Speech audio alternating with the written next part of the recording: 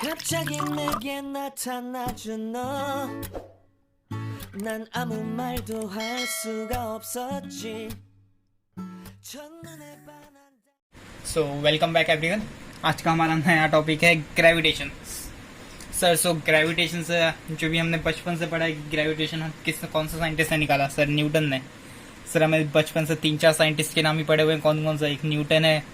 Newton का क्या gravitation पढ़ा है। थॉमस एल्वा एडिशन का क्या लाइट बल्ब। और एल्बर्ट आइंस्टाइन बहुत ज़्यादा ग्रेटेस्ट थे। उसका क्या था अभी तक हमने बस नाम ही पढ़ा है ना, उसने क्या बताया ये सब अभी नहीं पढ़ा है। ओके, सो क्या पढ़ा है अभी हमने? न्यूटन का पढ़ा है। तो न्यूटन का पता है अपने को। तो अभी सर न्यूटन है इस चैप्टर में। और न्यूटन के अलावा सर एक दो और साइंटिस्ट हैं। एक गैलीलियो और है एक है केपलर। ओके, सर गैलीलियो ने क्या इन्वेंट किया था? Sir telescope. सर टेलीस्कोप पता होगा तो अच्छा है। टेलीस्कोप कैसा? स्टार्स को स्काई वॉचिंग में अगर किसी को इंटरेस्ट होगा तो उसको पता होगा टेलीस्कोप। ओके सर, फिर केपलर्स के लॉ देखेंगे। अभी हमने केपलर्स ने क्या था, केपलर्स के लॉ थे जो न्यूटन को आगे हेल्प किए। सर जो अपने टाइम में अभी हम लोग लॉकडाउन में कौन सा कोरोना वायरस के वजह से, सर वैसा ही था न्यूटन के टाइम पे भी। न्यूटन भी लॉकडाउन में था सर। उस टाइम पे वायरस कौन सा था? प्लेग वायरस के टाइम पे। तो उसने ग्रेविटेशन ढूंढ दिया सर। बस एप्पल की वजह से नहीं ढूंढा था सर, उसने पूरा एक वीक पूरा रिसर्च किया कि सर सब चीज़ें देखी, सब सारी चीज़ें नीचे आ रही थी सर, बस एप्पल नहीं था। जब उसने 50 साल के बाद जब वो स्टोरी सुनाने गया तो बस एप्पल का नाम ले लिया, तो वहीं से एप्पल का ही चल रहा है। लेकिन बस एप्पल का वो नहीं था। उसने पूरा सब चीज़ का स्टडी किया, पूरा वीकली हर एक चीज़ रूटीन देखा और फिर उसने अपनी थियोरी बनाई। सर इसका ग्रेविटेशन सर जो रहेगा, ये ग्रेविटेशन सर ये मुंह से बोला हुआ थोड़ी है सर। इसके लिए भी कुछ रहेगा ना, कुछ न्यूमेरिकल, कुछ सॉल्व रहेगा, मैथमेटिकल डेरिवेशन। सर वो सब भी देखेंगे हम लोग इसका चैप्टर में। ओके, तो सर अभी सबसे पहले चैप्टर में क्या है वो उससे स्टार्ट करते हैं। ओके एवरीवन, हमारा अभी का पहला टॉपिक है ग्रेविटेशन में sir circular motion. Sir circular motion कैसे होता है? सर सर्कुलर मोशन देखो सर, पहले एक सर्कल में मोशन होगा सर। पहले एक मैं ऑब्जेक्ट का मोशन करके बताता हूँ सर। ये मोशन हो रहा है, दिख रहा है सर? ऑब्जेक्ट को देखो बस। ओके सर, ऐसे मोशन होता है सर। मतलब ये जो सर्कुलर मोशन है, अगर मैं किसी भी ऑब्जेक्ट का सर मैं ऐसे एक्सपेरिमेंटली करता तो वो वीडियो में दिखेगा नहीं सर। इसका जो मोशन है वो कहाँ पे हो रहा है? सर्कल के सरकमफेरेंस में हो रहा है ना, सर्कल के सरकमफेरेंस में हो रहा है। पहला चीज पता चल गया मेरे को कि सर्कुलर मोशन होगा तो जो पार्टिकल्स रहेंगे वो कहाँ पे घूम रहे हैं? सर्कल के सरकमफेरेंस में घूम रहे हैं। और सर दूसरी चीज, जो ये पार्टिकल रहेंगे सर, ये पार्टिकल को अगर मैं यहाँ से देखूँ तो सर यहाँ से भी सेंटर के साइड घूम रहा है सर। ऐसा नहीं कि ये बाहर के साइड जाएगा तो वो आगे निकल जाएगा ना सर, दिख रहा है किसी भी पॉइंट पे सर। इस पॉइंट में देखूं तो यहाँ से भी जो सेंटर के अंदर के साइड आ रहा है, तभी तो सर सर्कल बन रहा है सर। इस पॉइंट में भी अंदर के साइड आ रहा है सर। हर पॉइंट में जो भी पार्टिकल्स रहेंगे वो कहाँ से? सेंटर के साइड आ रहे हैं, सेंटर की तरफ आ रहे हैं। हाँ सर, सर्कल। अभी सर इसके बाद डेफिनेशन पे जाते हैं सर एक बार। सर्कुलर मोशन का डेफिनेशन कैसे? The motion of an object, जो भी ऑब्जेक्ट रहेगा उसका मोशन होगा कहाँ पे? अलोंग द सर्कमफेरेंस, मतलब सर्कमफेरेंस में होगा। अभी हमने देखा सर्कमफेरेंस में हो रहा था। एंड फोर्स, और जिसका फोर्स रहेगा वो कहाँ पे होगा? And directed toward the centre. उसका जो फोर्स रहेगा वो कौन से साइड होगा? सेंटर के साइड उसका फोर्स सर देखा ना, क्योंकि सर अगर ये चीज घूम रही है तो सर ये सेंटर के साइड ही जानी चाहिए ना सर। बाहर के साइड अगर जाएगी सर, अगर बाहर के साइड जाएगी तो सर्कल बनेगा ही नहीं सर। यहाँ पे है, यहाँ के बाद अगर बाहर चलेगी तो सर्कल बनेगा ही नहीं ना सर। यहाँ से भी वो सेंटर के साइड ही खींचनी चाहिए ना, जो भी फोर्स होगा वो सेंटर के साइड ही खींच रहा है। ओके सर, वापस से क्या था सर्कुलर मोशन का definition? The motion of an object, motion होगा ऑब्जेक्ट का along the circumference and force is directed toward the centre. मतलब सर्कमफेरेंस में मोशन होगा और फोर्स कहाँ पे जाएगी? उसके सेंटर पे। उसको क्या बोलेंगे हम लोग? सर्कुलर। अभी सर जो ये फोर्स है सर, फोर्स है हाँ सर, ये फोर्स को बोल देते हैं हम लोग सेंट्रीपिटल फोर्स। सर सेंट्रीपिटल क्यों सर? सेंट्री फोर्स है ये तो पता चला मेरे को सर। सेंट्रीपिटल मतलब जो सेंटर की तरफ जा रही है। सेंट्रीपिटल का मतलब क्या है? सेंट्रीपिटल जो सेंटर की तरफ जा रही है। ओके, सो सर्कुलर मोशन में जो फोर्स लगती है कौन सी फोर्स है? Centripetal force. किसके लिए रिस्पॉन्सिबल है? For circular motion. Okay sir, centripetal force CPF मतलब भी सेंट्रीपिटल फोर्स रहता है। या तो एफ लिखो खाली या फिर सीपीएफ लिखो चलेगा। सेंट्रीपिटल फोर्स का फॉर्मूला क्या? mv²/r। क्या फॉर्मूला है? mv²/r। सर इसमें m मतलब क्या सर? मास। जो भी ऑब्जेक्ट रहेगा उस, जो भी पार्टिकल, जो भी ऑब्जेक्ट घूम रहा है उसका कितना मास रहेगा? v मतलब सर कौन कितनी वेलोसिटी से घूम रहा है, और r मतलब जो सेंटर है यहाँ से रेडियस कितना है। ओके, समझा sir. Sir uniform circular motion क्या रहेगा सर, अगर ये यूनिफॉर्म स्पीड है सर इसका घूमने का, सर एक राउंड रिवॉल्व कर रहा है 1 मिनट में, और सेकंड राउंड भी फिर सर 1 मिनट रिवॉल्व कर रहा है। अगर यूनिफॉर्म स्पीड यूनिफॉर्म है तो उसको सर्कुलर मोशन को क्या बोलेंगे, uniform circular motion. Okay everyone, so start करते हैं। हमारा अभी का टॉपिक है केपलर्स का लॉ। केपलर्स का लॉ सर पढ़ने से पहले कुछ क्लियर करना पड़ेगा हमें।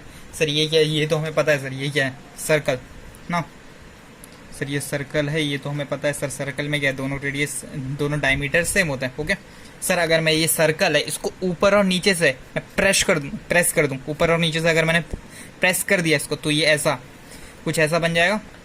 ओके सो सर इस शेप को क्या बोलते हैं, इसको बोलते हैं सर एलिप्स।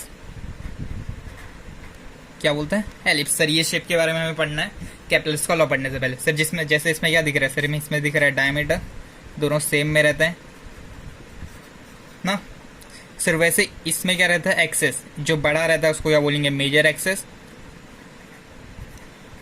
और जो छोटा रहेगा सर उसको बोलेंगे माइनर एक्सेस। ओके सर, जो मेजर एक्सेस रहता है उसमें सर फोकाई रहता है। जैसे इसमें एक सेंटर रहता है सर, इसमें सेंटर तो रह नहीं सकता ना, क्योंकि ये दोनों का लेंथ छोटा है, माइनर एक्सेस छोटा है और मेजर एक्सेस बड़ा है ना सर। तो सर इसमें क्या रहता है, सेंटर रहता है इसमें। लेकिन सर एलिप्स के केस में क्या रहता है, 2 फोकाई रहेंगे, अलग अलग 2 फोकाई रहेंगे। उसका काम क्या है सर, उसका काम अभी हमें नहीं पता करना है तो चलेगा। सर क्या रहता है, फोकस या फिर फोकाई। सर एक रहेगा तो फोकस, उसका प्लूरल फॉर्म क्या है, फोकाई। ओके सर, अभी केपलर्स का लॉ पढ़ने याद है। ओके सर, केपलर्स ने पहले लॉ में क्या बोला है सर, अगर हम लोग केपलर्स का फर्स्ट लॉ देखें तो उसमें बोला है उसने, the orbit of planet. Orbit of planet मतलब जिस ऑर्बिट में प्लेनेट हमारा अर्थ जिस ऑर्बिट में रिवॉल्व कर रहा है, सन कह रहा हूँ, वो ऑर्बिट। ऑर्बिट ऑफ प्लेनेट क्या है, एलिप्स। वो सर्कुलर नहीं है, जो भी ऑर्बिट है हमारा वो क्या है, एलिप्स। और उसमें से सन कहाँ पे सिचुएटेड, दोनों फोकाई में से किसी भी एक फोकाई में। ओके सर, सो एक बार देख लेते हैं कैसा है। सर देखिए, ओके ये हमारे अर्थ का ऑर्बिट दिख रहा है सर। इस ऑर्बिट में दिख रहा है सर, 2 फोकाई है, तो एक फोकाई के यहाँ पे सन सिचुएटेड है। सर बस इतना ही बोला है पहले लॉ में। क्या बोला कि जो अर्थ रिवॉल्व कर रहा है, जो भी प्लेनेट रिवॉल्व करते हैं, वो सर्कुलर पाथ में नहीं रहता है, किस में रहता है, एलिप्स में रहता है, और एक फोकाई में सन रहेगा। अब सर, अब केपलर का सेकंड लॉ क्या है सर, केपलर सेकंड लॉ में बोलता है सर, ये जो ऑर्बिट है प्लेनेट का, ओके, और ये सन है। ओके सर, मैंने अगर अर्थ को मान लिया कि अर्थ पहले अर्थ यहाँ से स्टार्ट कर रहा है, हाँ, तो एक लाइन ज्वाइन कर दी कहाँ से, सन से अर्थ के बीच में। ठीक है सर, अभी पहले कुछ भी टाइम पीरियड ले लो सर। अगर मैंने ले लिया 24 आवर्स सर, एक दिन रहता है 24 आवर्स, तो 24 आवर्स ले लिया। 24 आवर में इसने इतना डिस्टेंस ट्रेवल किया। मैंने देखा कि अर्थ 24 आवर पहले यहाँ पे था, फिर 24 आवर के बाद यहाँ पे पहुँच गया। ओके सर, सो ये एरिया उसने कैलकुलेट कर लिया। एरिया ऑफ सेक्टर आएगा हमें बाद में कैसे करते हैं। ओके सर, तो फिर थोड़े टाइम के बाद वापस से उसने देखा, वापस से अर्थ अभी ऐसे आगे यहाँ पे पहुँच गया, तो यहाँ पे से वापस से सर सो और 24 आवर के बाद देखा कि उसने इतना एरिया ट्रैवल किया। ओके अर्थ ने सो हमें क्या पता चला कि जो ये ट्रैवल एरिया, अगर टाइम सेम है तो क्या एरिया भी सेम ट्रैवल कर रहा है। अगर 24 आवर में अर्थ सेम एरिया ट्रैवल कर रहा है सर, कौन से, जो भी लाइन ज्वाइन कर रहा है सन को और प्लेनेट को सर, तो ये उसका सेकंड लॉ है। सेकंड लॉ क्या है सर, वापस से क्या है, the line joining the planet and the sun sweeps equal area in equal interval of time. Sir क्या बोला है वापस से, जो लाइन ज्वाइन कर रहा है किसको, प्लेनेट को और सन को, जो लाइन किसको ज्वाइन कर रहा है, प्लेनेट को और सन को, क्या स्वीप करेगा, स्वीप सर सेम टाइम लेगा, sweep same area in equal interval of time. मतलब अगर सेम एरिया लेगा, सेम एरिया कवर करेगा, हम लोग टाइम का इंटरवल अगर सेम रखे, तो अगर 24 आवर रखा है तो 24 आवर में वो सेम ही एरिया लेगा। सर सेम एरिया क्यों बोल रहे हैं सर, इसका केस क्या है सर, ये ऑब्लिक मैनर में दिख रहा था सर, यहाँ से यहाँ पे छोटा है सर, लेकिन अगर यहाँ का 24 आवर्स रहा तो सर, अगर वो बोल रहा है कि यहाँ पे बड़ा डिस्टेंस है, सो सर यहाँ पे अगर 24 आवर्स रहेगा तो भी इसका जो दोनों एरिया आएगा ना, ये सर हमेशा सेम रहेगा, वो ऐसा बोल रहा है। ओके ये कहीं पे भी रहे फिर भी। सर थर्ड लॉ को याद रखना बहुत ज्यादा सिंपल है सर। थर्ड लॉ को कैसे याद रखना है sir, T square is directly proportional to r cube. Sir कैसे याद रखना है, T square is directly proportional to r cube. Okay sir देखते हैं टी मतलब क्या sir? Time period, period of revolution, मतलब प्लेनेट जो भी हो कितना टाइम लेगा अर्थ सन के अराउंड रिवॉल्व करने के लिए। आर क्या रहेगा? जहां जितना उसका डिस्टेंस है सन से, कितना डिस्टेंस है। ओके सर, सो ये क्या बोल रहा है? टी स्क्वायर जो भी पीरियड ऑफ रिवॉल्यूशन रहेगा around the sun is directly proportional to the distance from the sun. Sir यही है सर थर्ड लॉ उसका। सर क्या है?